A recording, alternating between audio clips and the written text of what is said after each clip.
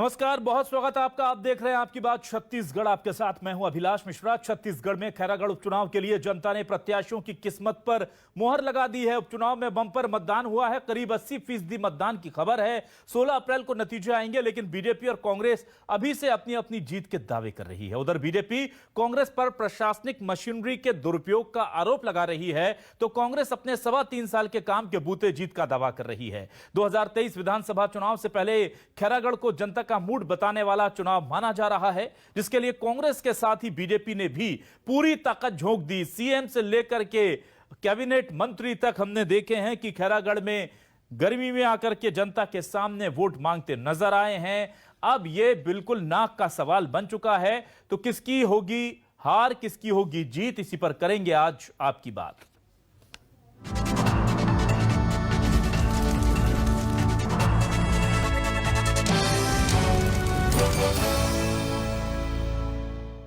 तो पहले आपको 5 तस्वीरों के जरिए दिखाते हैं कि आज मतदान कैसा रहा। जी हां, खैरागढ़ का मतदान पूरे प्रदेश ही नहीं बल्कि देश के कई हिस्सों से इस पर नजर रखी जा रही थी, क्योंकि यह माना जा रहा था कि कांग्रेस के गढ़ छत्तीसगढ़ में क्या कांग्रेस इस सीट को जीत करके बड़ा संकट बीजेपी के लिए खड़ा करेगी, या आने वाले 2023 की तैयारियों को लेकर यहां से रूपरेखा तय हो जाएगी। जरा देखिए, यशोदा वर्मा ने डाला वोट, नरेंद्र सोनी ने वोट डाला है। उधर वोटिंग में को लेकर उत्साह, कोमल जंघेल का धरना, क्योंकि उनका कहना था कि वहां पर उनके साथ बदतमीजी की गई है। तो ये तमाम जो तस्वीरें हैं वहां पर हम दिखा रहे हैं। वोटिंग जो है वो आज हुई है और अच्छी खासी वोटिंग हुई है। अच्छी खासी वोटिंग का क्या मायने हैं, ये इस पर भी हम डिस्कशन करेंगे। पहले हम सुना देते हैं कि बीजेपी और कांग्रेस का क्या कहना है इस चुनाव को लेकर, इस मतदान को लेकर, अपनी अपनी जीत के दावे कैसे किए जा रहे हैं, सुनिए। खैरागढ़ की जनता ने यह सुनिश्चित कर दिया कि कांग्रेस का 71वां विधायक खैरागढ़ से होगा। कांग्रेस की प्रत्याशी श्रीमती यशोदा वर्मा खैरागढ़ उपचुनाव प्रचंड बहुमत से जीतने जा रहे हैं। इस ऐतिहासिक मतदान के लिए बड़े पैमाने पे इस भीषण गर्मी में घर से निकलकर मतदान करने के लिए कांग्रेस पार्टी खैरागढ़ के जागरूक मतदाताओं का आभार व्यक्त करती है, अभिनंदन व्यक्त करती है। निश्चित तौर पर हमारी सरकार के पिछले 3.25 साल के कामों की बदौलत, मुख्यमंत्री भूपेश बघेल की विश्वसनीयता की बदौलत कांग्रेस पार्टी खैरागढ़ का उपचुनाव जीतने जा रही है। उम्मीद है कि भारतीय जनता पार्टी के पक्ष में काफ़ी अच्छा मतदान होगा और हम खैरागढ़ उपचुनाव अच्छे से जीतेंगे। अरे बहुत गुंडागर्दी चल रहा है, ट्रकों में कपड़ा साड़ी रात भर पकड़ते रहे, दारू पकड़ते रहे और हमारे विधायक को रोकने का षड्यंत्र हो रहा है।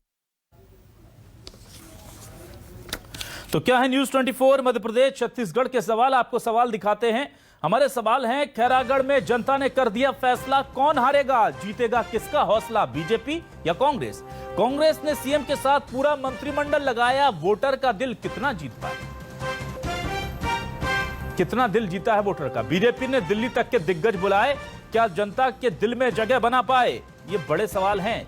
खैरागढ़ के रण में कौन महाबली, बीजेपी कांग्रेस में मची खलबली। कांग्रेस ने प्रतिष्ठा का सवाल बना लिया था और बीजेपी को चुनावों से पहले 2023 के विधानसभा चुनाव से पहले एक जीत की आदत दरकार है, और यह आदत जीत क्या उसे खैरागढ़ की जनता से मिलेगी, या फिर जोगी कांग्रेस यहां पर फिर से इतिहास रचेगी?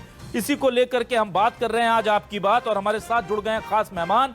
हमारे साथ कांग्रेस प्रदेश कांग्रेस के महामंत्री अमरजीत चावला जी जुड़े हैं। बहुत स्वागत करता हूं अमरजीत चावला जी आपका न्यूज 24 मध्य प्रदेश छत्तीसगढ़ पर।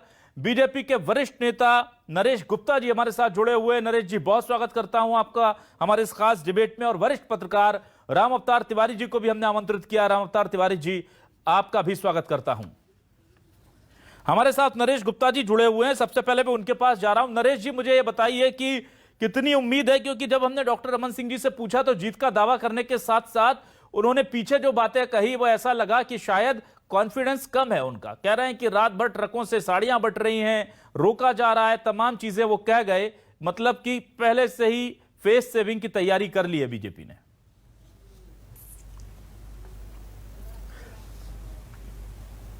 देखिए, यह चुनाव तो भारतीय जनता पार्टी अच्छे खासे अंतर के साथ जीतने जा रही है, एक बात। और यदि किसी हकीकत को बयां करना अपराध है तो वो अपराध हम करने को स्वीकार करते हैं। ये जो कृत्य कर रहे हैं उस कृत्य को जनता के सामने बताना कोई अपराध है क्या? ऐसा तो मुझे नहीं लगता कि जो कृत्य उसमें हुआ है। यदि आप सोचो प्रत्याशी को, अब इंतहा कहां होती है, प्रत्याशी को बूथ में जाने से रोका जा सके और सत्तारूढ़ दल के प्रत्याशी अपने पति के साथ बूथ तक जाएं, ये कौन सा ड्यूअल स्टैंड है साहब? आप मुझे बताइए कैसा कैसा षड्यंत्र इस पूरे चुनाव में चल रहा है। मैं तो आपको षड्यंत्र का एग्जांपल देता हूं, आपको मैं बताता हूं। रिटर्निंग अफसर, डिस्ट्रिक्ट रिटर्निंग अफसर फोन नहीं उठाते हैं लोगों के। मेरा आरोप है, खुला आरोप है, मैसेज नहीं देखते हैं, व्हाट्सएप ब्लॉक कर रखा है उन्होंने, व्हाट्सएप बंद है। ये डिस्ट्रिक्ट रिटर्निंग अफसर छत्तीसगढ़ सरकार के हैं। यदि उनको, ऐसे अधिकारियों को किसी राजनीतिक दल के कार्यकर्ता बनना है तो सहर्ष बन जाए साहब। यदि सिस्टम में काम करते हैं तो सिस्टम से काम करें। मेरे कांग्रेस के भाई भी इस बात से सहमत होंगे कि किसी भी अधिकारी को, किसी भी राजनीतिक दल के, चाहे बीजेपी सरकार में हो चाहे कांग्रेस की सरकार में हो, एजेंट के, किसी राजनीतिक दल के एजेंट के माफिक काम नहीं करना चाहिए। आप सोचिए किसी डिस्ट्रिक्ट रिटर्निंग अफसर का इस क्रूशियल इलेक्शन के समय में यदि मोबाइल का व्हाट्सएप बंद हो, मोबाइल में फोन ना उठाएं तो क्या सिस्टम मैसेज करेगा? लेकिन मुझे बताइए नरेश जी, कितनी शराब पकड़ी जा रही है? नरेश जी एक मिनट, कहीं आप बीजेपी कहीं कांग्रेस को निशाने पर लेते नरेश जी, बीजेपी कहीं कांग्रेस को निशाने पर लेते देश की चुनाव व्यवस्था पर तो सवाल नहीं उठा रही, क्योंकि मेरी जानकारी यह कहती है कि चुनाव अधिकारी, चुनाव से जुड़े हुए कर्मचारी राज्य सरकार के अधीन नहीं होते, वो सीधे केंद्रीय चुनाव आयोग के अधीन होते हैं। और क्या आपको लगता है कि ये राज्य सरकार का प्रभाव इतना ज्यादा है कि बीजेपी की सत्ता केंद्र में है और आप शिकायत करेंगे, आप उसके सबूत सौंपेंगे तो भी कोई कार्रवाई नहीं होगी? क्या इतने ज्यादा दयनीय स्थिति में बीजेपी अपने आप को पा रही है? सुनिए सर जी, दयनीय स्थिति नहीं है, आपको बड़ा स्पष्ट। अभिलाष जी, ये अधिकारी भारत निर्वाचन आयोग भारत सरकार के अंडर काम नहीं करती, एक इंडिपेंडेंट कॉन्स्टिट्यूशनल बॉडी है। ठीक है, ये बहुत क्लियर फंडा है। भारतीय जनता पार्टी या केंद्र की सरकार, किसी से कोई मतलब नहीं है उनका। और जहां तक सवाल, आप मुझे बताइए किस एग्जाम्पल, मैं बयान नहीं कर रहा हूं, आप बोलिए, मैं आपको ये एग्जाम्पल दिखा रहा हूं। उनका मोबाइल मैंने कितने बार उनको व्हाट्सएप किया है, वो व्हाट्सएप आज तक अनटिक्ड सेकंड टिक नहीं आया है। सेकंड टिक नहीं आया मतलब उसने अपना व्हाट्सएप बंद कर रखा है। इसका मैसेज क्या जाता है साहब, आप मुझे बता दीजिए। ये कौन सा सिस्टम में काम कर रहे हैं? नहीं, ये देखिए नरेश जी, ये उनका व्हाट्सएप है, मैं आपको दिखा रहा हूं, आप जूम कराइए इसे, आप जनता को भी दिखाइए, जूम करा दें फुल स्क्रीन करके। नरेश जी की गुजारिश पर जरा देखिए मोबाइल का स्क्रीन जो है, ये इन्होंने कैसा करा है। अगर वहां कैमरा पर्सन हमारे मौजूद है तो जल्दी करें। इसको फुल स्क्रीन दिखाइए, इसको जूम करिए जी, जरा फुल स्क्रीन दिखा दीजिए नरेश जी को प्लीज। जूम करने बोल रहे हैं, जूम करिए ना इसको, ये दिखाइए, पहला सबसे पहला आइटम उसको दिखाइए जूम करके। ठीक है, बिल्कुल मैं समझ रहा हूं, लेकिन नरेश जी देखिए, नरेश जी औपचारिक शिकायतें आपने की होंगी और जाहिर सी बात है उनकी सुनवाई नहीं हो रही, तो अमरजीत चावला जी से मैं पूछ लेता हूं सीधा आरोप। अमरजीत जी, ये सवाल नरेश जी सीधे तौर पर पूछ रहे हैं कि ये क्या सेटिंग से जीतने वाले हैं क्या, या सेटिंग से कोशिश की है? जीतेगा हारेगा कौन वो तो जनता तय करेगी। क्या कांग्रेस सेटिंग करना चाह रही है अधिकारियों को मिला जुलाकर? सर आपका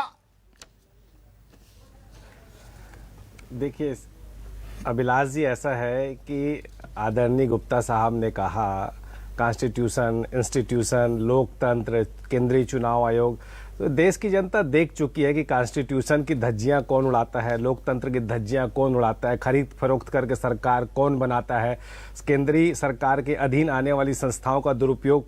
लेकिन मुझे खुशी हो रही है, इनकी हताशा, इनकी हड़बड़ाहट, इनके आरोप इस बात को साबित करते हैं कि प्रदेश की जनता जो कहती है कि भूपेश है तो भरोसा है, वो भरोसा प्रदेश की जनता कायम रखने वाली है। और मैं बहुत जिम्मेदारी के साथ आपके लोकप्रिय चैनल के माध्यम से बताना चाहूँगा कि 16 तारीख को हम 25,000 से ज़्यादा मतों से चुनाव जीतने जा रहे हैं। इनको अब इस बात की तैयारी करनी चाहिए कि 16 तारीख के रिजल्ट के बाद इनको कौन कौन से आरोप लगाने हैं। देखिए जनता ने देखा है कि ये भूपेश बघेल जी की सरकार है, जिन्होंने कहा था कि हम सरकार बनने के 10 दिन के अंदर कर्जा माफ करेंगे, लेकिन सरकार बनने के 2 घंटे के अंदर उन्होंने कर्जा माफ किया और उन्होंने बोनस दिया। इनके तरह हम बोनस त्योहार, मोबाइल त्योहार, साइकिल त्योहार ये नहीं मनाते रहे। रमन सिंह जी का जिला होने के बावजूद खैरागढ़ की जनता विकास के लिए तरसते रही, पर हमारे नेताओं ने वहां को जो कहना चाहिए कि वहां के विकास के लिए जो घोषणाएं की, तो क्षेत्र की जनता जान गई कि ये भूपेश है, तो भरोसा है। और 16 तारीख को रिजल्ट आएगा और 17 तारीख को खैरागढ़ के रूप में एक नया जिला अस्तित्व में आएगा। विकास किया आप देखिए, खुद ही कहते कहते सुधार लिया आपने कि विकास के लिए घोषणाएं की। अब बताइए 3 साल बाद आप विकास के लिए घोषणा कर रहे हैं सर? चुनाव ना आता तो खैरागढ़ को विकास नहीं होता।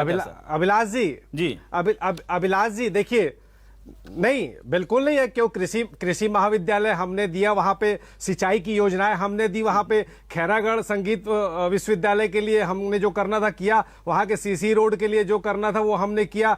आगे जो भी चीजें होंगी, अभी तो हमारी सरकार बने 3-3.5 साल ही हुए ना। 15 साल में रमन सिंह जी ने अपने जिले के अंतर्गत आने वाले खैरागढ़ में क्या किया? हमने तो 3 साल में बहुत कुछ किया है। किसानों के लिए किया, युवाओं के लिए किया, मजदूरों के लिए किया, हमने शिक्षा और स्वास्थ्य के लिए किया। हम वहां 50 बिस्तर हॉस्पिटल भी खोलने जा रहे हैं, हम आत्मानंद स्कूल भी खोलने जा रहे हैं, हम कृषि महाविद्यालय भी खोलने जा रहे हैं। तो हम तो विकास की सतत प्रक्रिया में लगातार काम करते जा रहे हैं। 15 साल से विकास के लिए तरस रहा था। हम जिला बनाएंगे और 17 तारीख से छत्तीसगढ़ के अन्य जिलों की तरह खैरागढ़ भी विकास की नई इबारत भूपेश बघेल जी के नेतृत्व में तय करेगा। ठीक है, रामावतार तिवारी जी हमारे साथ वरिष्ठ पत्रकार जुड़ चुके हैं। तिवारी जी, स्वागत के साथ आपसे सवाल करूंगा सर मैं। पहला सवाल तो यही है, जो बीजेपी गंभीर आरोप लगा रही है कि ट्रकों में बढ़कर साड़ियां और कपड़े बांटे जा रहे हैं, और साफ तौर पर नरेश जी का कहना है कि जो रिटर्निंग ऑफिसर हैं, डिस्ट्रिक्ट रिटर्निंग ऑफिसर, वो जो हैं वो लोगों की शिकायतों को एड्रेस ही नहीं कर रहे हैं। तो ये जो धांधली के, ये जो पार्शियलिटी के आरोप लग रहे हैं, इससे क्या संदेश जाता है सर? कैसे देखते हैं आप इसे? देखिए, चुनाव आयोग की पक्षपातता है और चुनाव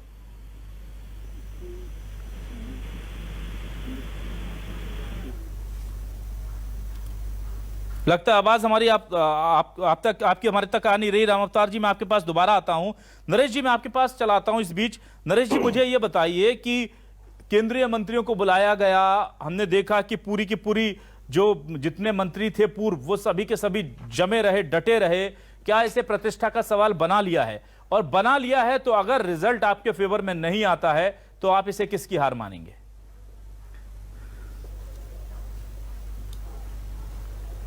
देखिए अभिलाष जी, अभी मेरे मित्र जो कांग्रेस के मित्र हैं वो बोल रहे थे कि विकास वहां पे गंगा भाई, इन्होंने एक दिन भी, हम तो बोल बोल के पूरा सिस्टम बोल बोल के थक गया कि आपने 3.5 साल में उस जिले में क्या किया है ये बता दो। एक भी एग्जाम्पल नहीं आया, एक भी नहीं आया। अब वो 3.5 साल की उपलब्धि, भूपेश सरकार की उपलब्धि, यह उपलब्धि ना 3.5 साल की है ना भूपेश सरकार की है। ये संवैधानिक संस्थाओं को तोड़ने मरोड़ने की प्रक्रिया में काम कर रहे हैं। ये आपको ये बता दूं, एक भी इन्होंने उपलब्धि इस बीच में बताई, हम जिला बना देंगे। आप जिला बना सकते हो, आपकी सरकार है, बिल्कुल बना सकते हो, लेकिन पूर्व में क्यों नहीं की गई? अब अभिलाष जी, आप मुझसे क्या सवाल कर रहे थे, एक बार मैं बता देता हूं। जी, मैं आपसे ये जानना चाह रहा था कि देखिए हमने अपना पूरा तंत्र, जो भारतीय जनता पार्टी, ये चुनाव था जी। देखिए, आपने कहा भारतीय जनता पार्टी ने पूरा अपना पूर्व मंत्री और सारे लोगों को चुनाव प्रचार में लगा रखा था। देखिए, ये चुनाव था और ये चुनाव तो चुनाव है साहब। यदि एंटायर मंत्रिपरिषद, सिटिंग मंत्रिपरिषद, कैबिनेट की मीटिंग जो हर हफ्ते होती है उसको छोड़कर यदि वहां बैठा हो तो विपक्ष के लोग क्या करेंगे? ठीक, विपक्ष भी अपना काम करेगा, उसे भी राजनीति करनी है, उसे भी उस प्रदेश में, उस विधानसभा क्षेत्र में काम करना है। सोचिए, जो वीकली इनकी कैबिनेट होती है, वीकली कैबिनेट नहीं हुई साहब। ठीक है, ये आप उस पर सवाल करिए। हम तो विपक्ष में बैठे हैं, इन्हें ये बताना चाहिए कि 35-36 महीने के कार्यकाल में उस जिले में क्या, उस क्षेत्र में, विधानसभा क्षेत्र में क्या किया। आदमकद प्रतिमा लगाने की बात करते हैं स्वर्गीय देवव्रत जी की, और देवव्रत जी को जब वो विधायक थे, उस क्षेत्र का प्रतिनिधित्व करते थे, तो 4 से 7 घंटे बैठा देते थे मिलने के नाम पे, जबकि उस क्षेत्र की विकास के लिए वो बात करने आते थे। ठीक है, तो ये दोहरा चरित्र है। चावला जी, देखिए विपक्ष का तो काम है कि वो चुनाव जीत करके दोबारा सत्ता पक्ष में आने की कोशिश करे। सरकार का काम तो होता है कि वो कैबिनेट चलाए और संगठन का काम होता है कि विधानसभा का चुनाव लड़े। उपचुनाव अगर छोटा है तो ठीक है, अच्छी बात है, लड़ा जाए। लेकिन सरकार ने जिस तरह से इसे लिया है, तो क्या ये जीत की ललक थी या जो 5 राज्यों का झटका था कांग्रेस का? तो अब ये क्या है कि कहते हैं ना कि नाक का सवाल है, अब तो आना ही पड़ेगा जीत करके, वरना 2023 का मोमेंटम बिगड़ जाएगा। क्या ये वो डर था कि जो कैबिनेट की बैठक रद्द कर दी गई, सीएम से लेकर के पूरा मंत्रिमंडल खैरागढ़ में डेरा डाले रहा और कहा यह जा रहा है कि अगर काम किया होता तो फिर आने की जरूरत नहीं होती है? क्योंकि कई चुनाव हमने देखे हैं जहां इलाके में काम करते हैं तो लोग पहुंचते नहीं है और जनता उन्हें जिता भी देती है।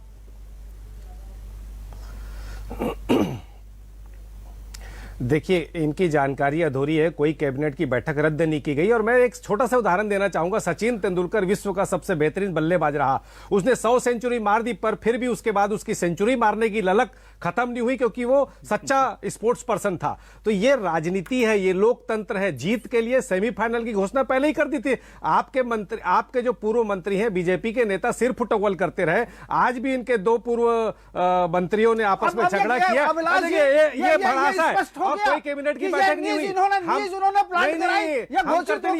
देखो, इनकी कथनी और करनी में अंतर है। प्रहलाद पटेल जी ने किसानों के खिलाफ जो कहा वो सुना, और ये बोलते विकास, अरे रमन सिंह जी 15 साल तक मुख्यमंत्री रहे। रमन सिंह जी का जिला था, रमन सिंह जी ने 15 साल में क्या किया? हमने तो 3.5 साल में बहुत कुछ कर दिया, और कहने के लिए इनके पास कुछ भी नहीं है। ठीक है, ये क्या इनकी हताशा है, हताशा है?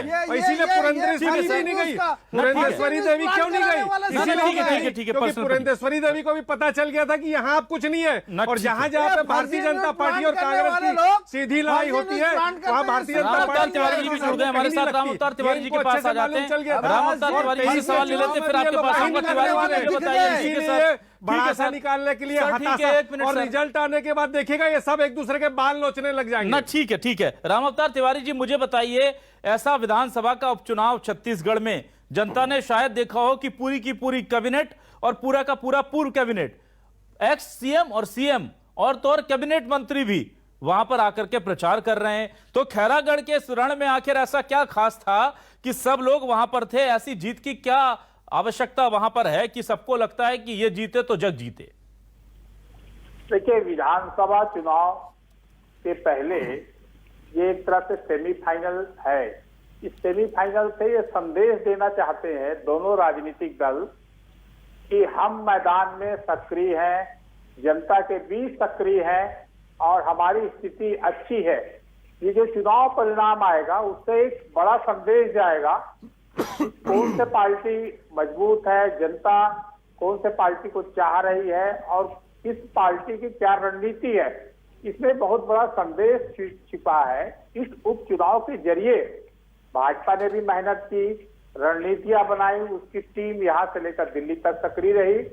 दूसरी तरफ कांग्रेस जो है अपनी परंपरागत सीट को वापस अपनी झोली में लाने के लिए अथक प्रयास करती रही, कई घोषणाएं की और एक तरह से इस जीत के जरिए वो इस संदेश देना चाहती है कांग्रेस कि हमको जनता पसंद कर रही है, क्योंकि ये भूपेश बघेल के सरकार का जनमत संग्रह होना है। इस जनमत संग्राम में उसकी क्या स्थिति है, इसका आकलन इस चुनाव के जरिए होगा। इसलिए पूरे प्रबंधन के साथ, अपनी बड़ी बड़ी घोषणाओं के साथ और राजनीतिक दांवपेच के जरिए कांग्रेस चुनाव लड़ी और दूसरी तरफ भाजपा जो है अपने जो जनाधार वहां पर एक मजबूत बना है, एक अच्छा प्रत्याशी है, उसकी टीम है और देश की सबसे बड़ी पार्टी है, उसकी स्थिति छत्तीसगढ़ में कमजोर नहीं दिखनी चाहिए। इसको लेकर केंद्रीय नेतृत्व और राज्य की नेतृत्व सक्रिय थी, संसाधनों के साथ टीम लगी हुई थी। उनकी आंतरिक मतभेद के बावजूद भी अन्य चुनाव की अपेक्षा ये चुनाव खैरागढ़ में भाजपा ने अच्छे से लड़ने की कोशिश की है और वो जनता का क्या निर्णय आता है ये देखने लायक होगा। ठीक है नरेश जी, मुझे बताइए, बहुत इंपॉर्टेंट बात कही है। देखिए राम अवतार तिवारी जी ने कि पूरे देश में बीजेपी की लहर है, बम बम है, हर तरफ बीजेपी के कहीं बाबा चल रहे हैं, कहीं मामा चल रहे हैं, कहीं मोदी शाह की जोड़ी चल रही है।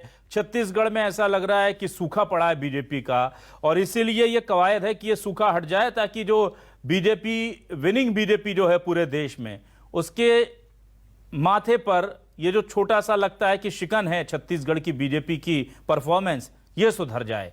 क्या ये नैतिक दबाव भी बीजेपी के ऊपर है और इसीलिए आप लोग जी जान से जुटे हुए हैं? और अगर ये है तो फिर जाहिर सी बात है कि रिजल्ट पर बहुत कुछ निर्भर कर जाएगा इस बार।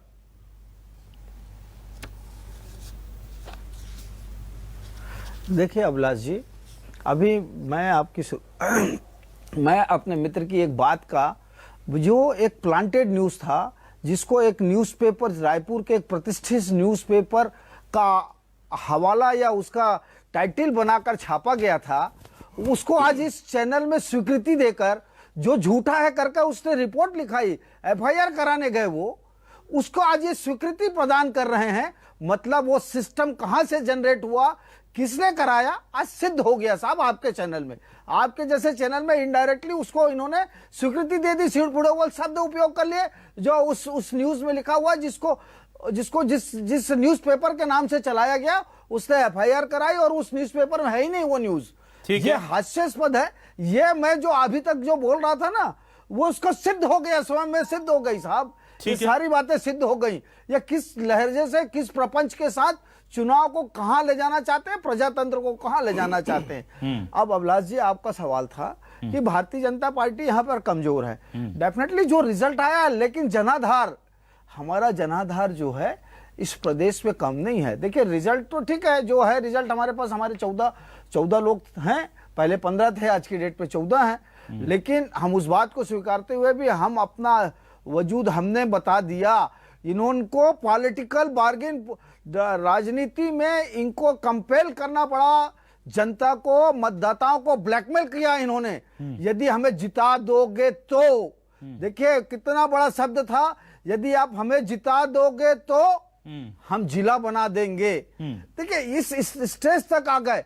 आज भाषा बदल गई मतदान के बाद, ठीक है, कि हमारे सरकार की, आप उसी आधार पे क्यों नहीं लड़ा चुनाव का पूरा थीम इनका प्रोजेक्टेड था सिर्फ एक जगह, आप जिला बना दोगे तो, हाँ, हमें जिता दोगे तो हम आपको जिला बना के दे देंगे। ब्लैकमेल हो गई क्या जनता? आपको क्या लग रहा है?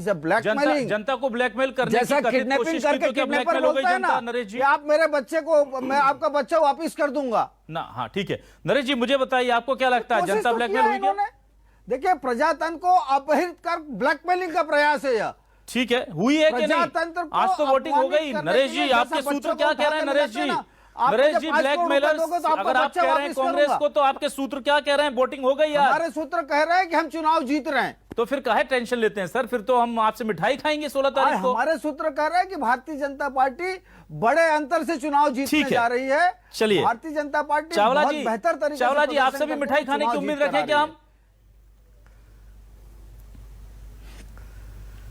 देखिए, मैं तो सबसे पहले घोर आपत्ति करूंगा कि जनता को इन्होंने कहा कि जनता जो है ब्लैकमेल, मतलब जनता के ऊपर आरोप, जनता जनार्दन, मतलब जिस जनता के बदौलत हम राजनीति कर रहे हैं, जिस जनता की सेवा करने के लिए हम राजनीति में, उस जनता के ऊपर ये लोग आरोप लगा रहे। मतलब इनके लिए जीत इतनी महत्वपूर्ण रखती है कि जिस जनता के बदौलत सरकारें बनती है, ये उस जनता पर आरोप लगा रहे। दूसरी बात ये बोले ना कि ये तथाकथित न्यूज़पेपर में, तो कुछ दिन पहले ही हमने थाने में देखा था, यही दोनों जो पूर्व मंत्री है आपस में कैसे सिर फुटबॉल कर रहे थे थाने के अंदर। और ठीक है, फिर आप अच्छा अभिलाष जी, आप देखिए केंद्रीय मंत्रियों को बुलाए, मुख्यमंत्री को बुलाए, पर इनकी पुरंदेश्वरी देवी प्रचार के लिए नहीं आई। ठीक है, उसी से समझिए राम अवतार तिवारी जी, इन्होंने हार पहले ही स्वीकार कर ली थी। मुझे ये बताइए सर, क्या सूत्र बता रहे हैं वहां पर इतनी ज्यादा वोटिंग हुई है, किसके फेवर में जा सकता है? क्योंकि अब जो सीमा थी हम लोगों के ऊपर, जो बाउंडेशन थी, वोटिंग खत्म हो गई है। कुछ आपके सूत्र क्या बता रहे हैं राम अवतार जी? बहुत अच्छा चुनाव फाइट हुई है वहां पर, किसके पक्ष में जाता दिख रहा? बहुत संक्षेप में सर।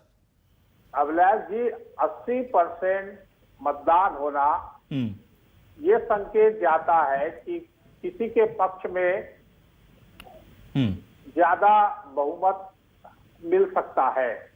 एक तरफा गया, क्योंकि जैसी स्थितियों में जो अभी तक का अनुमान है चुनाव विश्लेषण का, वो सत्तारूढ़ दल को फायदा होता है। ज्यादा मतदान के बाद उपचुनाव में, उपचुनाव का ट्रेंड ऐसा रहता है।